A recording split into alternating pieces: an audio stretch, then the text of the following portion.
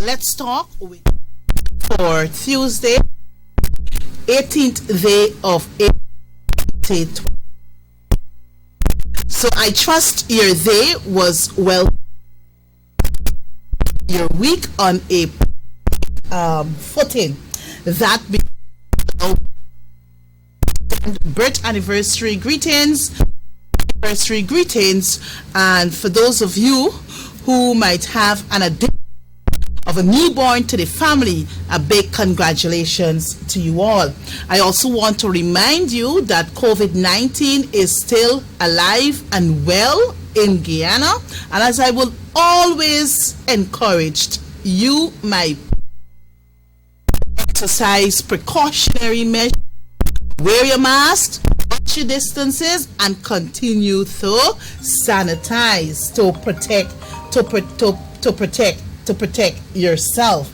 That being said, also I want to say to all Guyana that yesterday was nomination day for local government elections, which is slated to be held on June 12th, 2023. And I know many of us might have been taken by surprises what transpired yesterday across the 10 administrative regions of this dear land of Guyana. But I want to say to each and every Guyanese, more so to you, my people here in Georgetown, don't be intimidated by the color red. We have an elections to win come June 12th, 2023. And you have heard that Mr. Barrett Jagdeo has been touting and boasting and rearing, all the different adjectives that I can use to describe him, that he is going to win the municipalities of Georgetown, the municipality of Linden, Bartica, New Amsterdam. So I want to say to you, Guyana, do not be afraid of the rants, the chants, and the gyration.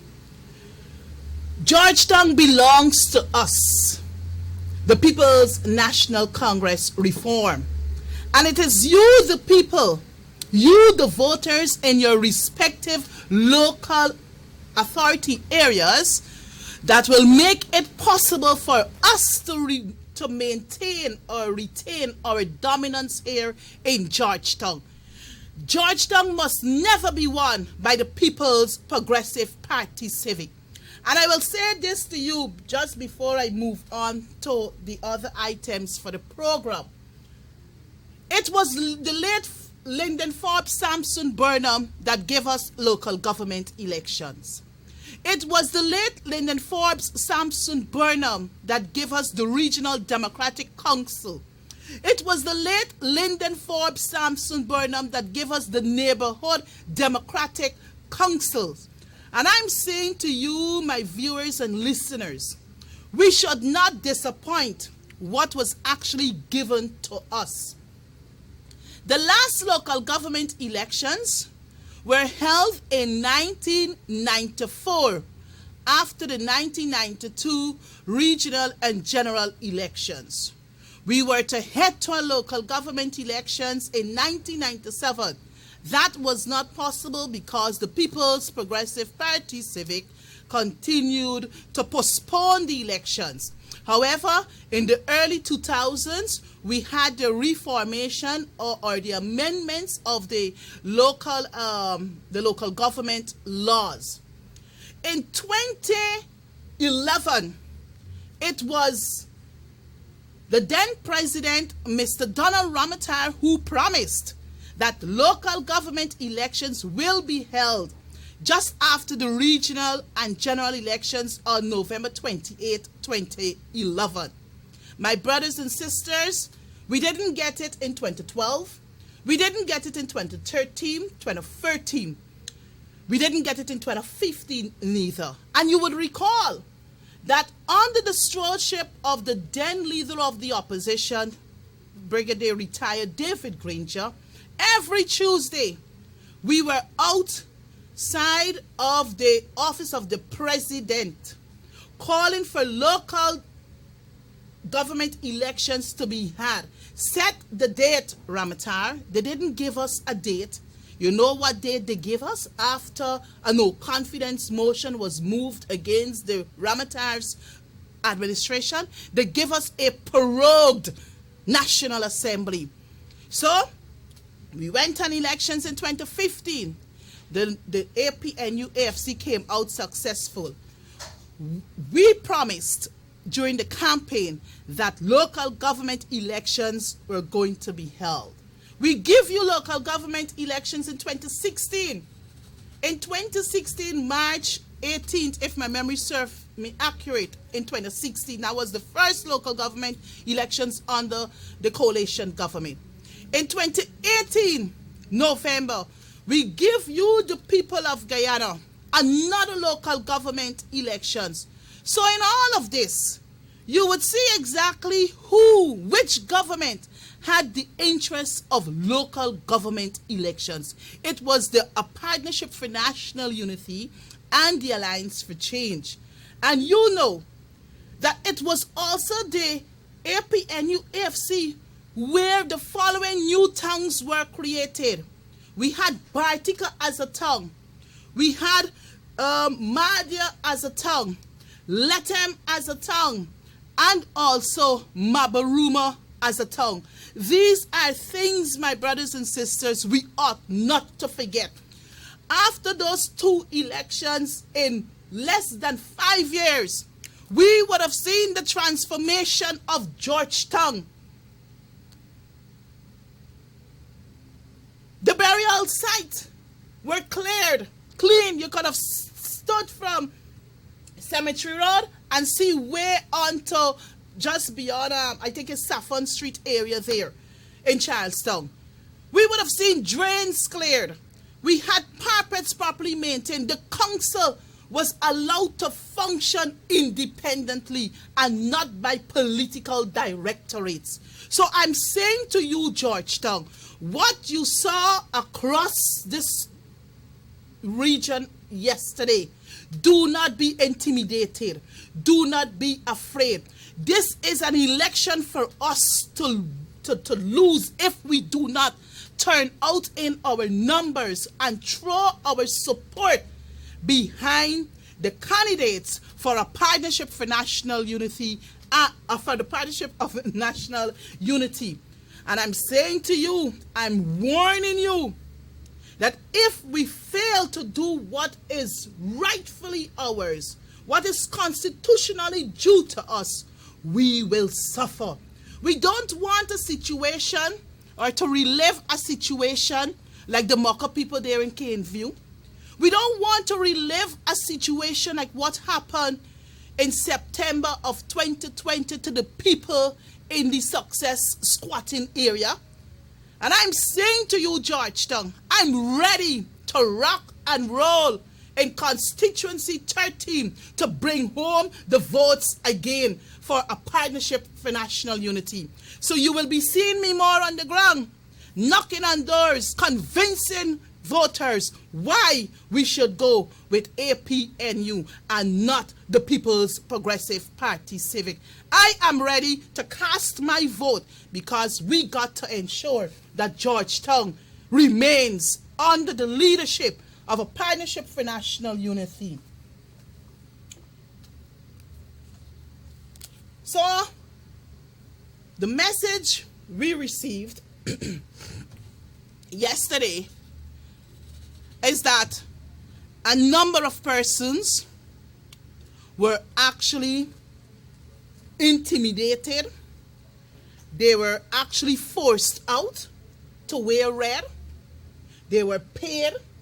They were given food and all manner of things. Now, if this wasn't the case, why AFRAN got to issue an early statement this morning, and then just before I left for program, I saw something in the media which is denying that persons were not coerced through the payments of money. Let me tell you something, brothers and sisters. These monies that is government continue to pay out and to dole out belongs to you, the people of Guyana. It just happened to be that the People's Progressive Party is the installed government for the time being, so they will have responsibility for the management and the oversight of our tax dollars.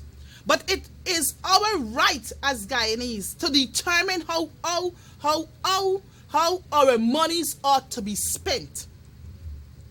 Not handing it out as cash grant and forcing people with a $10,000 to put on a red t-shirt to go out there and gyrate and take. Yesterday I thought it was a mini Mashramani in the city. I thought it was a carnival in the city because a lot of people adorned with red and black. You know, the only thing that was missing is the costume, which might have been a depiction of the cup, the symbol of the People's Progressive Party Civics. I want to say, these are serious times in our nation. We have seen what this government is doing to ordinary people in this land.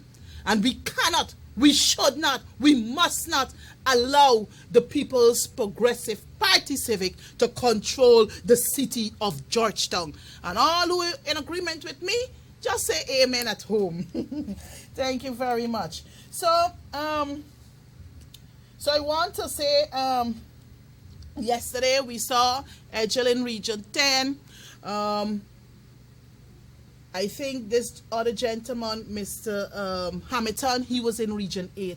That's why they couldn't hold the Public Accounts Committee yesterday, because you know every Monday is Public Accounts meeting day. But they hadn't Public Accounts meeting. They postponed it because they know they had to fan out in the varying regions to fool up the people, pay up the people, coerce the people, bring out the people, just to put on a red jersey to say, hey, we will be controlling the NDC or the townships. But I know we got brilliant and smart Guyanese who know exactly what is happening in this dear land of ours. Right?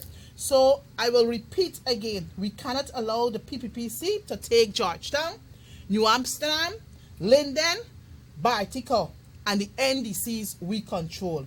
We must protect our communities, and this can only be done through your support by turning out in your numbers to vote solidly on June the 12th, 2023 for a Partnership for National Unity.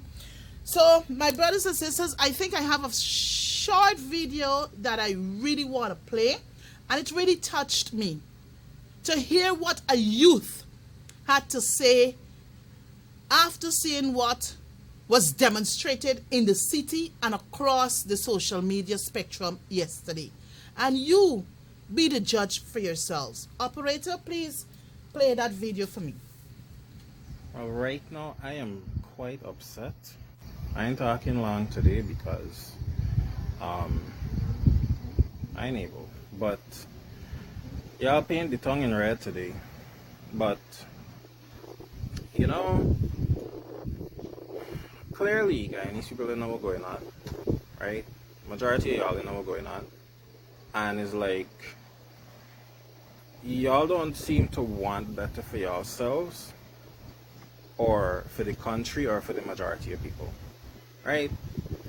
A lot of y'all collect the people $10,000 and the food and the water and whatever else, the little pocket change and the little handouts, because you know that's what the PPP does. They take the wealth and the resources that belong to the people, privatize it into the hands of 0.1% of the population, and then that 0.1% runs the government. And when they run the government, they tell the government when and how and to who they can distribute wealth. Right? That is why y'all salaries can't go up. That is why the prices of everything going up and y'all can't afford to live. But no, y'all rather sell your livelihoods for $10,000 on a box of food and a drink. Right?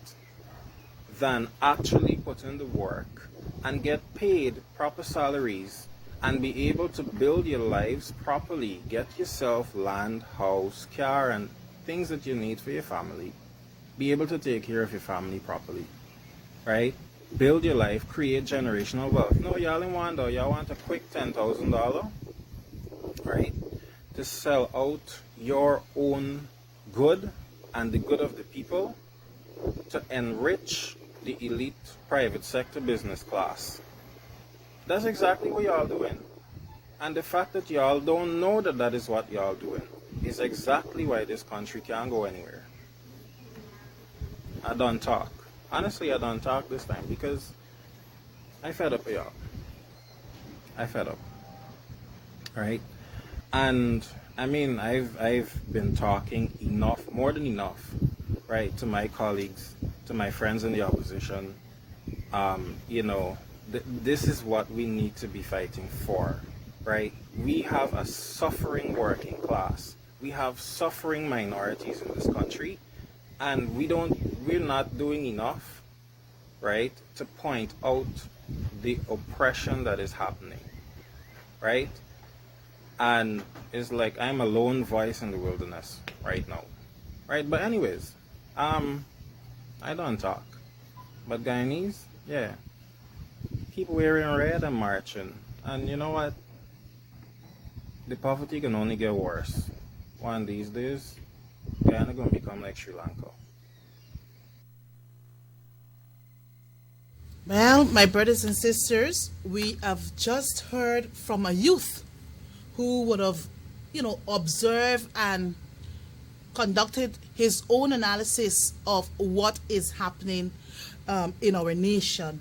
And, the two key points that stood out for me in that message is that the working class in this nation continues to suffer. The minorities within our nation continues to suffer while the others are enriching themselves, So I just want to bring that perspective to what that youth had to say. And I trust that many of you who are seated in the confines of your home would have taken something positive from what he had to say. And the onus now is on us as parents, aunts, uncles, whomever you be, grandparents. We have to have these conversations in our family. Don't allow a 10,000 to fool your eyes, because things hard in the market these days. You can't go to the market with a $10,000, but yet the People's Progressive Party Civic could take our taxpayers' dollars and dole it out anyhow because they want to show the opposition that we are in control. Well, nominations don't win elections. Nominations don't win elections. So come June the 12th, we all got to sound our voices, ring our bells, and get out there in our numbers to reject the People's Progressive Party Civic. They've done too much to us since August 2020 to current. It is time they go.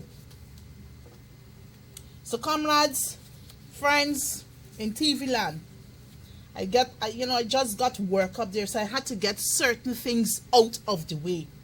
But this evening, I have a special guest.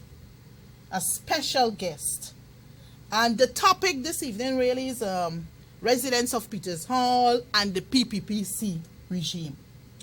And my guest this evening is one by the name of Sister Vashti Fredericks.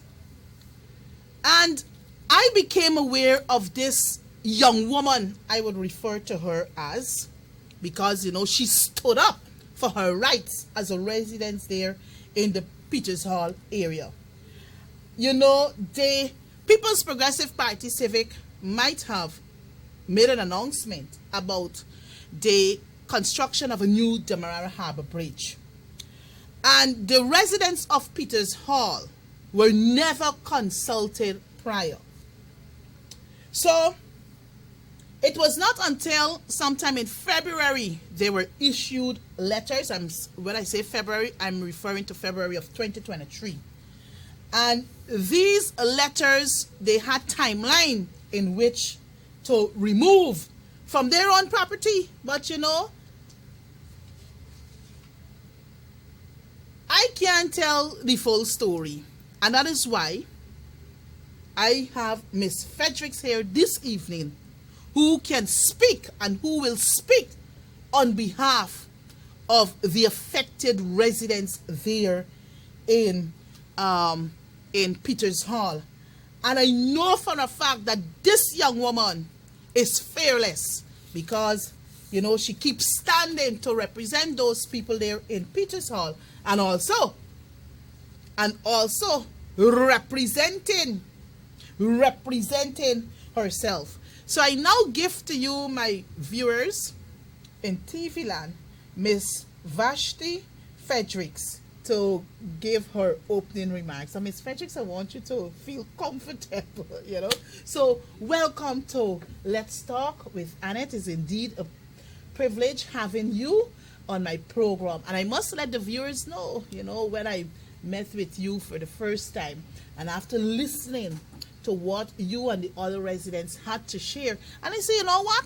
I don't think many Guyanese really understand what is happening. And it would be good for you to come and tell the story. And you agreed. You first word, you said, yes, Miss Ferguson. I didn't give you 10,000 and a green jersey to come here to speak. I invited you and you agreed. Now, sir? Yes. Good. So I would now like for you to give your opening remarks to the people there in TV land, and then we will go into the discussion. Yes. Good night, viewers. Thank you, Ms. Ferguson. My name is Vashti Fredericks from Peters Hall.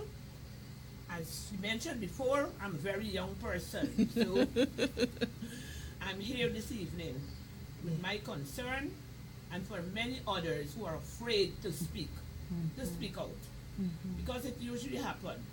Yeah. Some Some people are afraid to face the camera, and they would only speak in the background. So many times I'm a voice in the area. Yes. And I'm here tonight because this is my golden age, where many of us there to sit back and relax and enjoy our golden age. Yes. But now we are being disturbed. You would be displaced, erupted, and I don't know, like I can't find words to describe what the government is doing with us in our old age. Right? There were so much activities that were going on, and only in October, then we were told by No, well. Here, what I'm gonna ask you here, though, Miss Fredericks. Yes. Thank you very much for the introduction. Yes. Right? We had a change in government yeah. in 2020, and I guess perhaps prior to August 2020, the entire Guyana was aware that under the coalition government, a new Demerara Harbour Bridge was going to be constructed. And I want to let the public know that we, the coalition government, conducted a feasibility study. And in that feasibility study, 3 areas were actually identified. You had Peters Hall as one. You had New Hope, I think, further up the east bank of the Demerara corridor, and you also had the Houston area. But from the 3 locations, Houston was the best of the 3. Yes. Right? Nowhere did the report say that Peters Hall is a second option, or I think they stated that New Hope would have been an option too. Yeah. But we decided to work with Houston. Yeah. Right? So the government changed. We have a new government, and they have been touting the idea of constructing this new Demerara Harbour Bridge. I'm going to put it to you, Miss Fredericks. Were yourself and the other residents in the area contacted after August 2nd, 2020 to be informed that this bridge will come to Peters Hall. So over to you. Well, I can say 2020 I wasn't here for election. Mm-hmm. I was out of the country. Yes. So when I came back, I think it's after a signboard was erected just within my area Yes. stating government project.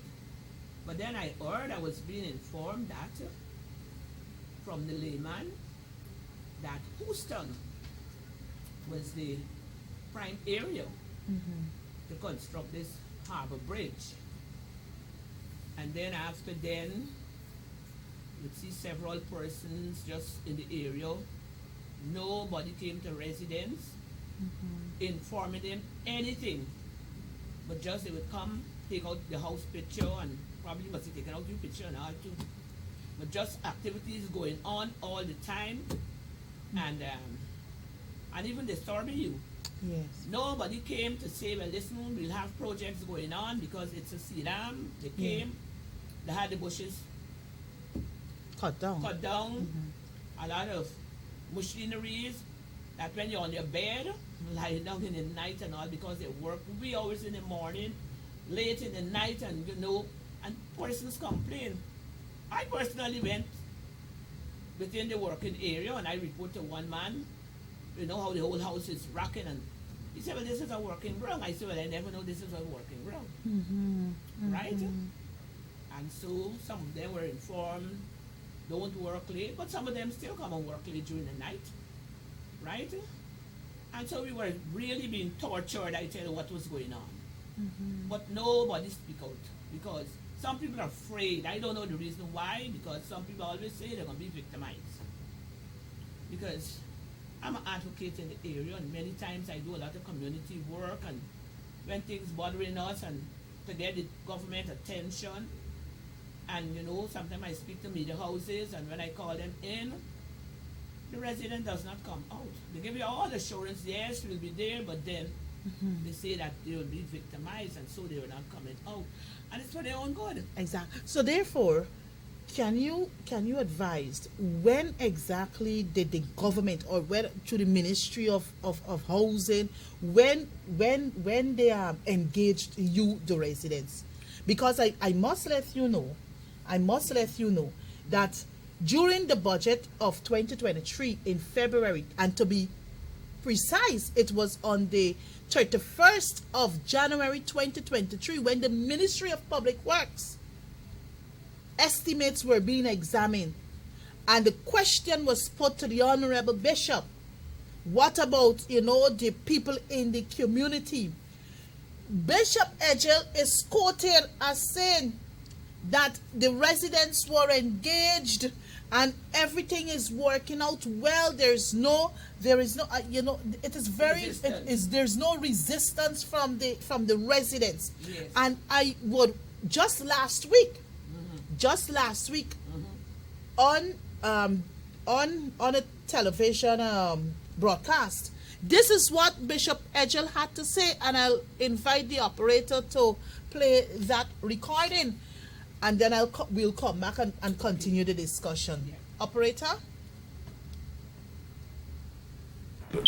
The public will be able to see heavy activity of actual cranes, driving piles, construction, putting up structures in the river to facilitate the bridge in another 2 to 3 weeks. We have no issues whatsoever as it relates to the removal of those people. It has been adequately handled. It's just a matter of timing.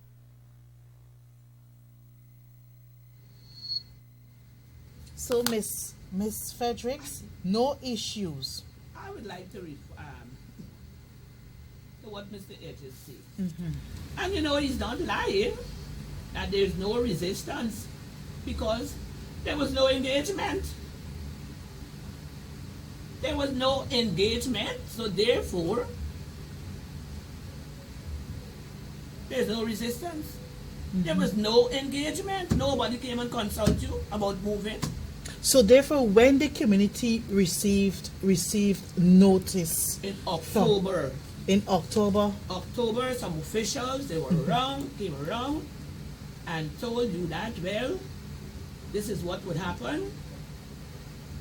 And I think I have two or one person named him, Mr. Aaron. He was one of the officials. That's from which ministry? Housing. Housing. They identify themselves housing. Came around and said that, are you aware that the Harbor Bridge would be here and you will have to remove? And we'll have to remove. So they were so in October y'all didn't get October. any letter. You didn't receive any letter or Nothing, notice. no discussion. Just word of mouth. Right, and no discussion before. Just in October. Right, housing official came around to tell us, well, the bridge will be passing here and we'll have to remove, and they gave some of the little what would take place.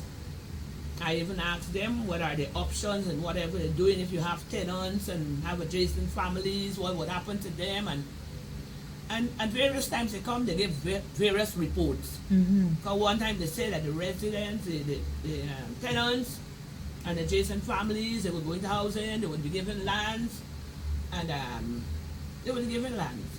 And then another time, then you're hearing no, they would have to purchase. They have low income houses and they would have to purchase the land and purchase the house. Purchase the land and purchase the house. They're not responsible for those tenants. The landlords, the owners of the property, yes, they're who got responsible for them. Okay, good. So therefore, are where you're living in Peters Hall, the lands are the lands, squatter lands, titled land, transported lands. They're titled and transported. I think one person is on a government reserve. One person is on the One government. person. That's where you're coming in from the main road, just to the left there. Yes, I think so. Okay, good. Yes, So, one person. so therefore, how many residents are affected? I think about 20 something. I don't actually have to The figure. figure. So, About 20 something. so therefore, you have a family of what is the composition of your family? Let's see, we're about 7 of us. 7. All right, good. And how long you've been living in that community? Well, I must say I actually grew there. We probably actually born there because I went there at a tiny age. At a tiny age. Tiny age, and then you can see my age now, right? I'm still young. You're still young. I'm Good. still young. All right, So good. you can get it. Thanks for reminding us. So therefore, no official letter was received in October of 2022. No, they didn't. Word them out. Okay, so therefore, anything happened in November of 2022? Later, in Okay. November 22, residents were contacted via telephone, right, to attend a meeting at the Eccles Ramsburg. Ramsburg. NDC. Yeah, Ramsburg at 5 p.m. I had other engagements, so I was not there. I think Minister Cole was there, and Charles and Aaron and some other, right? And they were once again informed of the construction of the new bridge, the residents, right? Yeah. And that we would have to move to Diamond, which they proposed that there are some houses there. In Diamond? In Diamond, way back somewhere at the back of Diamond, we were told that they would, we have to move and go there, right? And so therefore, some of the residents went to see the houses and they came back and reported that the houses, they are not good. They're not good. They're not good. So did you? So you never went and visit No, I these didn't. houses? No, you no, okay? I You didn't. didn't go and visit. All right, I good. didn't. So therefore,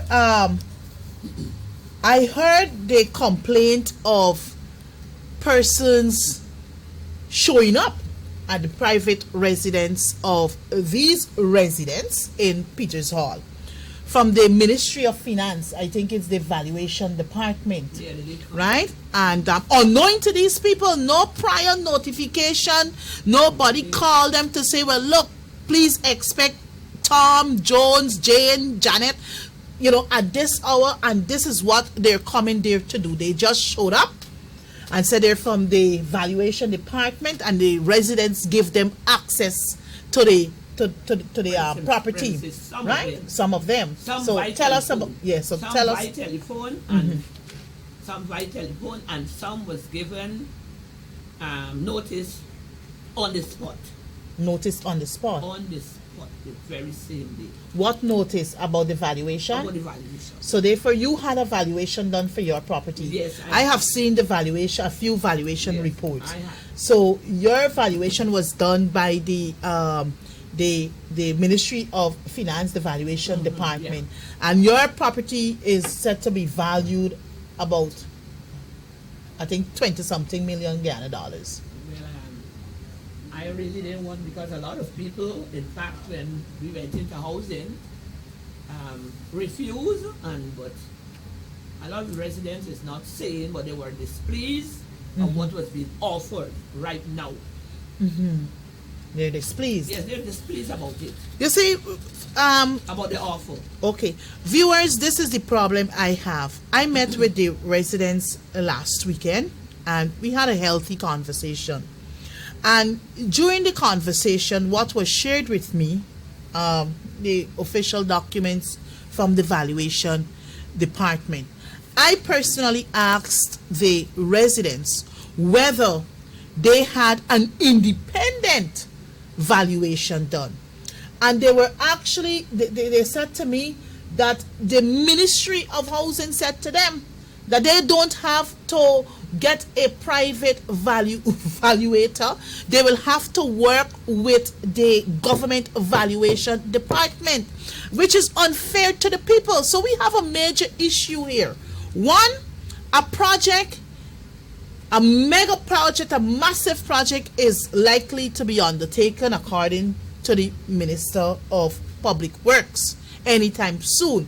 These residents were not engaged, they were not consulted, invited to a consultation meeting where they were shown, you know, the design of the bridge, what it will cost the people of Guyana to build this bridge, the dimension of the bridge, including its width and its length. They weren't shown, well, look, this is the area that the bridge will pass, and as a result of the alignment, you know, residents will have to be removed and government will have to acquire these private lands, because you hear Nothing of the sort. Nothing. it is transported lands and titled lands.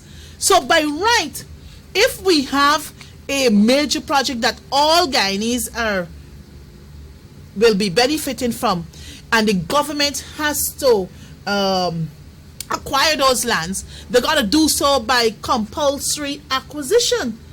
So they got to engage the people, let the people know exactly what is what, so the people can make a decision on their own.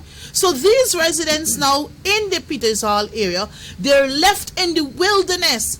And what is happening is that the government is seeking to use bullyism tactics, you know, to enforce on the people what they should accept, which is a terrible thing. And you know, the opposition will be fighting with you, the people, because the government got to come good. We don't want a repeat of what happened in the Caneview area. We don't want a repeat of what happened to the people there in Success. You're coming to acquire people land by right. We have to sit and negotiate properly. So they're saying to the people, because some persons, that what was told to me is that some persons had their own private valuation done, and and this is what the ministry, well, you were sharing with me what the officials from the ministry said. So perhaps you would want to share with it. Take in, let them get to see, and so residents refuse to take it in.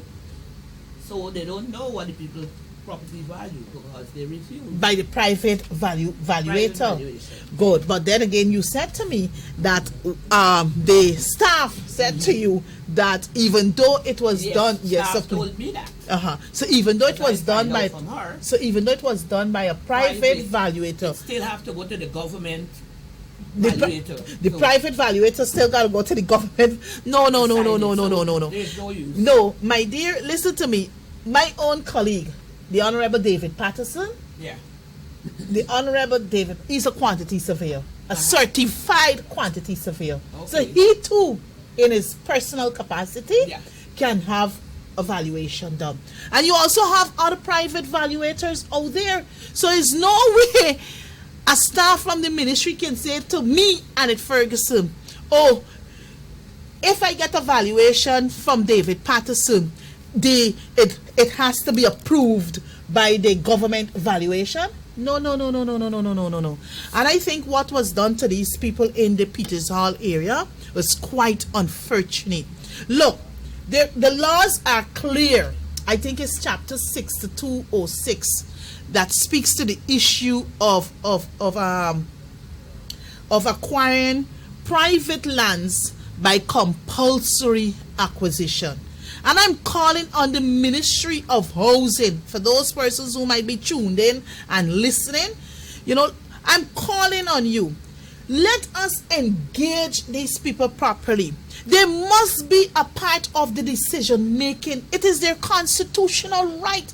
Article 13 of the Constitution give clear specification that it is the citizens' right to participate in decision making. You're now coming to acquire my private residence and you want to impose on me. It cannot work like this, and it shouldn't work like this. And I know for a fact that when the then PPPC government was building the Berbice River Bridge, those persons were treated well. So what was given to those residents there in region number 6, why the same cannot be extended to these people in Peters Hall? So is there anything else you wish to say? Because I saw a letter, I think dated, is it the 14th day of February? That was Valentine's Day. So you people receive your Valentine's Day letter, which states that you were given, I think, 2 months. Is it 2 months or 3 months in which to be relocated? This month, yeah. This And, month. We were only seeing the, probably I would say the grown men, but residents were advised, saw a lawyer and were advised to write to the ministry, and then it's the only way they saw Mr. Kroll. So when y'all wrote them a letter. Mhm. Then So you informing them so then you that went we to would the like to see I wasn't there. So residents send a letter to various who responsible, and that's the only way Mr. Kroll came. Otherwise, today you were just seeing, I would say, the grown men or the footmen. So therefore Mr. Kroll Himself. visited Himself. the area there in Peters Hall. Yeah. Okay, so since you weren't there, I guess your residents in your fellow residents in the community might have provided you with some update on what the meeting was all about. Yeah, well, then when it came to that meeting, that the very first time, then is when they were told that they would have to remove to go to Diamond. Move to go to Diamond. Yeah, within that time. So they're saying that they have houses there in Diamond. Probably You know, that they built. Okay, I New know. houses that they built. Yes, I know for a fact that one of the residents, is very timid. Very much. Yes, very much afraid every now and then he would call me and inform me what is going on. I think up to Monday. No, yesterday, no, yesterday, Monday, I received a call from him stating that, well, look, they call asking him to come down and visit, let them take him to the area where the houses are and all kind of thing. But that particular resident has a nice house, that's one, and he has 3 bedrooms. So many of the houses that I know that are being constructed out in Diamond are 2-bedroom houses, and they're flat houses. This man got an elevated house, so you're actually downsizing me. You're giving me a smaller house with 2 bedrooms plus it's flat, when I live in all my life in an elevated flat with 3 bedrooms with space to plant, because the man planting a little kitchen garden and all kinds of things. So what is really happening I here? just So want to interrupt you to yes, say that we're supposed to be moving out this month in relocation. Mm-hmm. We don't know yet where they're relocating us until everything being finalized, signing up papers, deed of gift for the land. Because the land would be given to you as a deed of gift. That's why I asked them for a gift. I don't know if that's signed for gift. And so, and the government would be paying that house rent until you acquire whatever. They would be paying the house rent. So So I don't know. So from there again, you gotta move from there now to go somewhere else. At my age, my golden age, relocate you. Then from there, you gotta move from there again because that's not your final. no, but you just said to me that they said they have houses in Diamond. That's where we were to go during November, December. December. Yeah, but then after then now, probably they would have been probably temporary again to until everything being finalized. So it seems as though we So got that is it. some confusion here. Yes, and every time I tell you officials come, everybody had something different to say.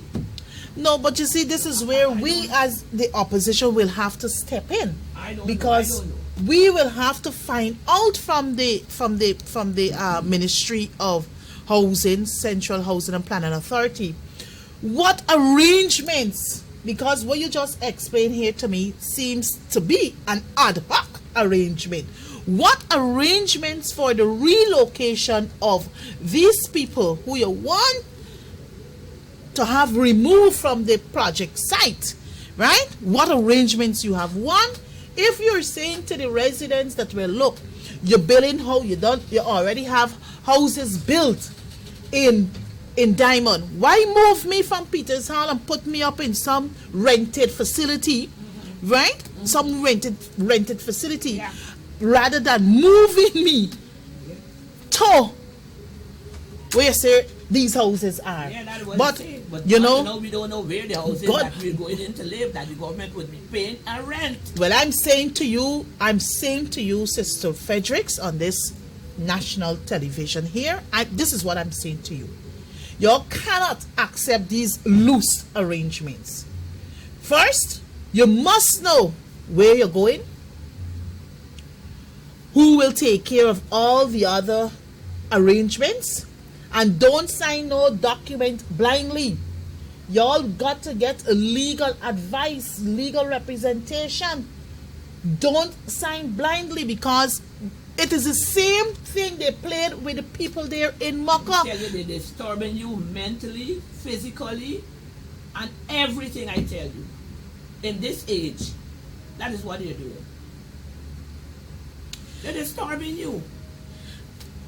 This is your golden age to relax. Could you imagine? So therefore, Miss Frederick, am I to understand, because I know the gentleman there is very, it seems as though he has no interest to Move. move, People don't want to move. because he shared with me it is his mother's property that would Of have course. passed down to him, all his life. He lived there, and now to disrupt the daughter. I had a conversation with the daughter. She said, look, we got children here who are actually attending the school, the Peters Hall Primary School there in the community, and it's like a walking distance for them. Now, if you're taking us from here and sending us somewhere behind God's back in Diamond, Our prime land, as soon as you get out there, you get your transportation to get out to Georgetown and whatever you want to do.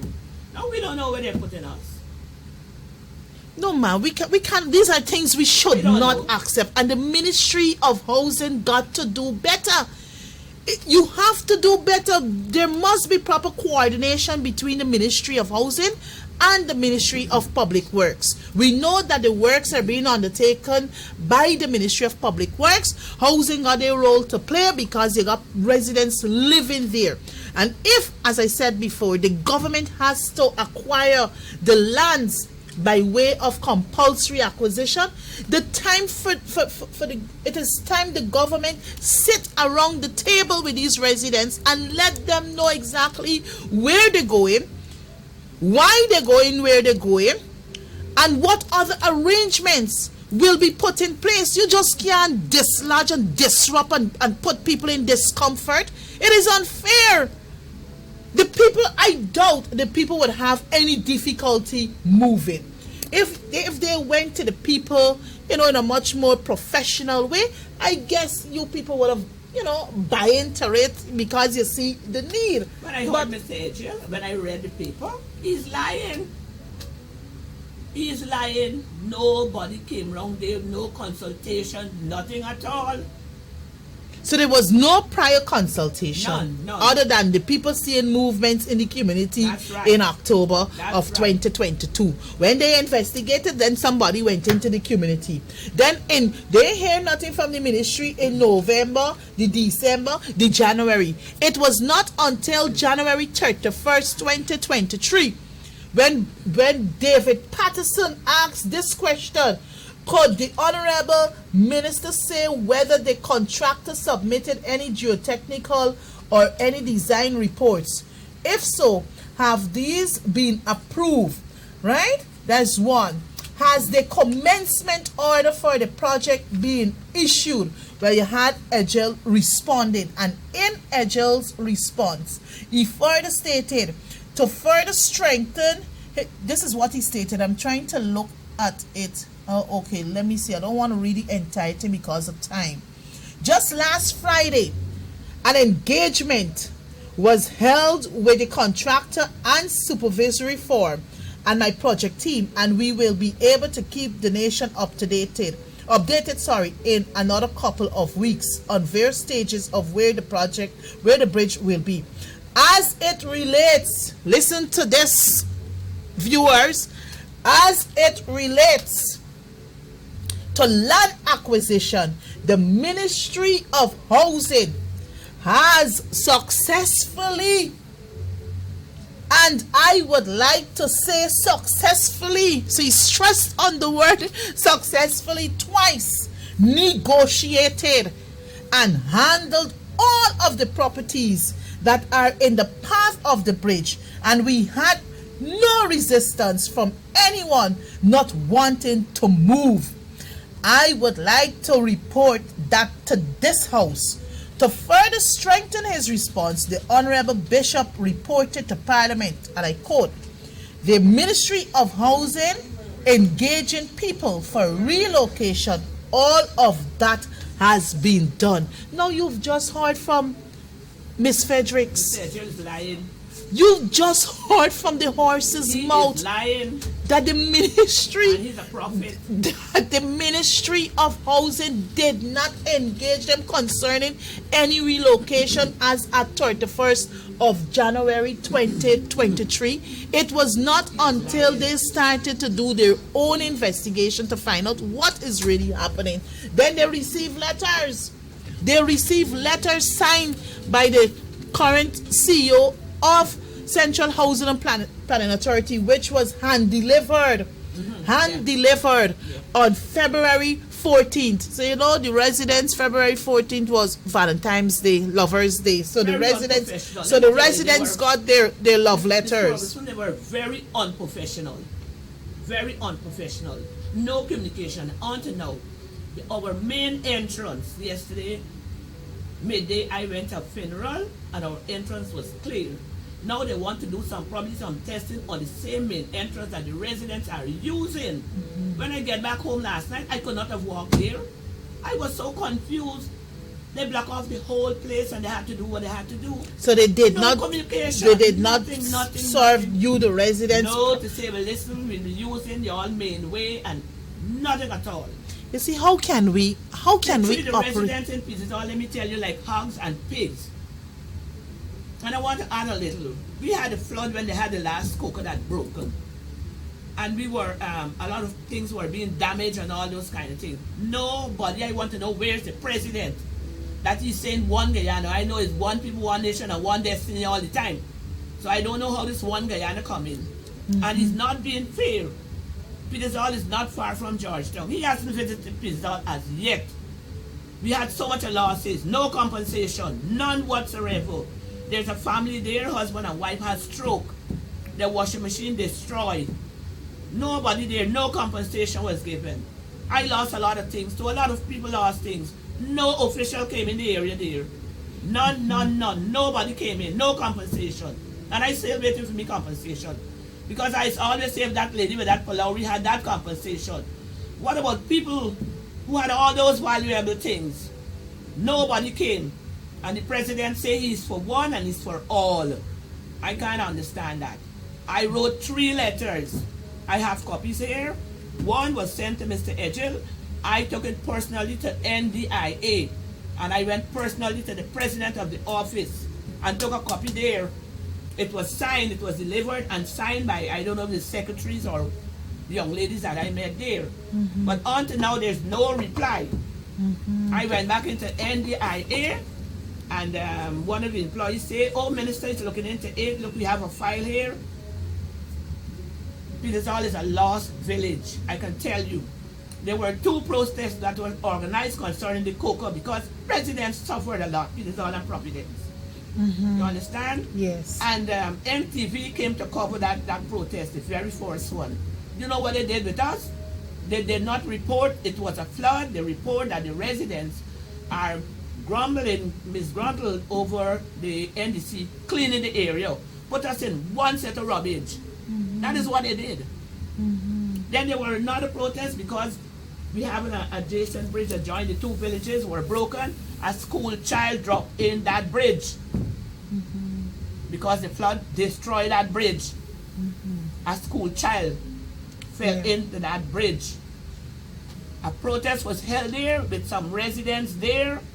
Mr. Edgell, so caring, went up passing a vehicle with some vehicles, and they went up on the site Project of the bridge and saw a resident there with placard. Mr. Edgell did not stop. He went up and came down back with his windows wide up. How caring they are. Wonderful government, loving government. Yeah. Yes. Yeah. Only to some people. Yes. So, you know, time has caught up with us, Miss Fredericks. Yes, but and I wish I could be a little bit more on your program. all right, we'll discuss that. But you see, you know, viewers, tonight's discussion was really to bring the facts to you, the people, because you know we continue to hear one side, the government propaganda, because that is what they're good at, right? But when you can get those who are affected, the real people, to tell what is happening on the ground, then who you gonna believe? It's the real people you got to believe. Because they wouldn't go and say, well, Ferguson pay, as I said before, you 10,000 or 20,000 to appear on this program to speak what I want you to speak. I was there and I heard from more than one residents who are affected by what is happening. Yes, people want development, but things could be done in a coordinated way. Don't use the bullyism tactic. Don't use the high-handed approach. It will not get us anywhere. If you want the people to cooperate, they will cooperate, but you got to go to them. You got to listen. You have to look, and you have to learn.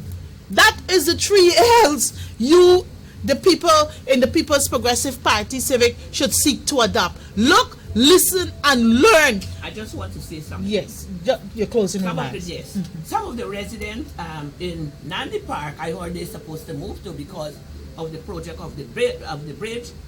But none of the people in Nandi Park never attend any meeting because I hear they say that they are not moving. So I don't know. So the people in Nandi Park never ever attend a meeting. Never ever attend a meeting. So I don't know. Yes. But you know, Miss Fredericks, I want to say thank you very much for appearing on Let's Talk this evening. It was really a privilege having you.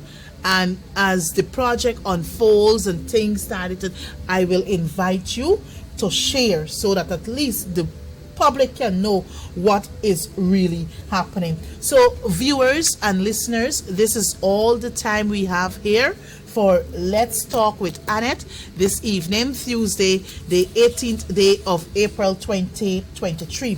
I ask that you, if you missed the program this evening, you can review the program on Thursday of this week, and also you can follow me on YouTube, the Let's Talk channel, where you can tune in and be updated on what is happening. So once again, thank you very much. Remember, local government elections, and we got to take it by storm. May God continue to bless you, my wonderful viewers there in TV land. May God continue to bless your nation. And most importantly, may God continue to bless this troubled country under the People's Progressive Party Civic called Guyana. Thank you very much. Tata.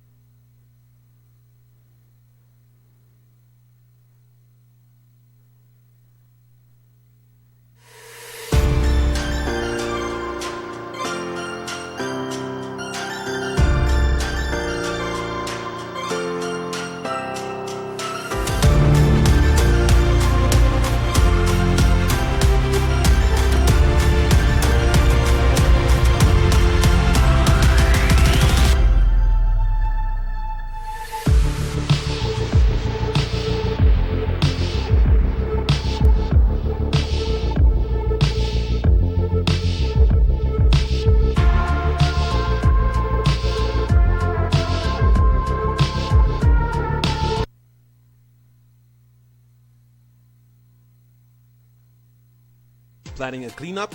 We can help. Sevon's Waste Management skip bins can be